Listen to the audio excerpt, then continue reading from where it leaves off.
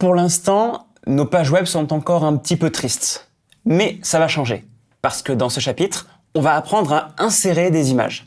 Par contre, avant de nous lancer dans le code, il faut qu'on ait une petite conversation ensemble. J'aimerais vous parler des formats d'images.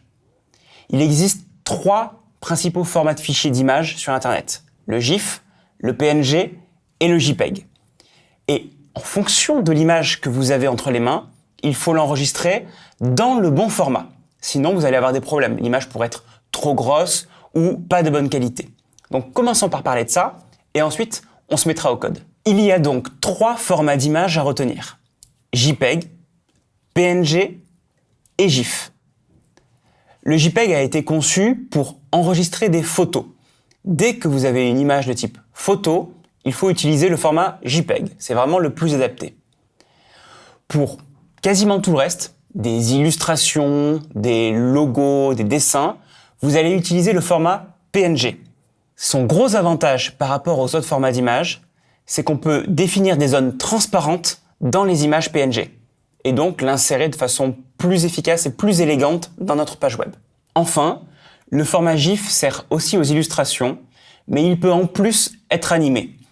Aujourd'hui, on utilise principalement le format GIF justement pour les images animées. Ce qui nous fait donc 3 formats d'images à retenir. JPEG pour les photos, PNG pour à peu près tous les types d'illustrations et GIF pour les images animées. C'est vraiment important d'enregistrer votre image dans le bon format à chaque fois. Si vous choisissez le bon format, l'image sera plus petite, donc plus rapide à télécharger et généralement de meilleure qualité. Comment insérer une image dans une page ? Eh bien, c'est très simple. Une balise, IMG, et 2 attributs. SRC pour indiquer le nom du fichier qu'il faut charger. Ici, ce sera par exemple montagne.jpeg dans le sous-dossier image. Et l'attribut alt qui sert à décrire le contenu de l'image en quelques mots pour notamment les personnes qui sont aveugles et donc qui ne peuvent pas voir les images, mais aussi les robots qui ont besoin de référencer les images et donc de connaître la représentation de l'image. Donc pensez toujours à mettre SRC et alt pour décrire l'image. Là, ici donc, montagne.jpeg se trouve dans un sous-dossier image.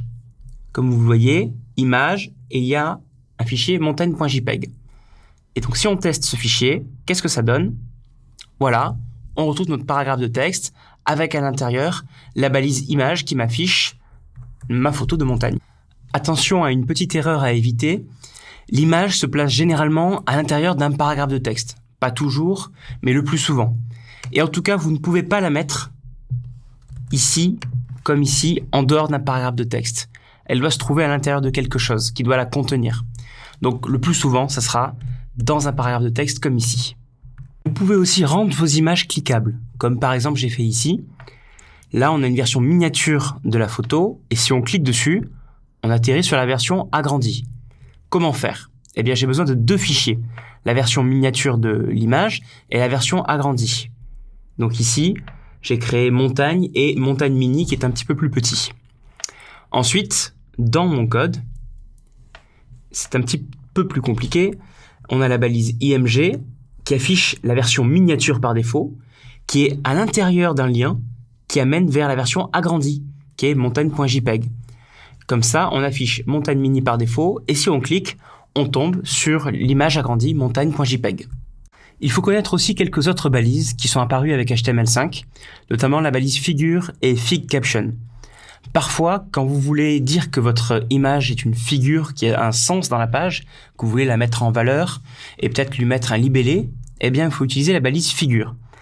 Dans la balise figure, à l'intérieur de figure et /figure, vous allez mettre votre balise IMG comme d'habitude et vous allez pouvoir ajouter en plus fig caption qui affiche une sorte de libellé de l'image et du coup qui s'affichera comme ici, un petit peu dessous. Voilà. Ça permet donc d'indiquer à l'ordinateur qu'il y a une figure ici avec un libellé qui se rapporte à la figure.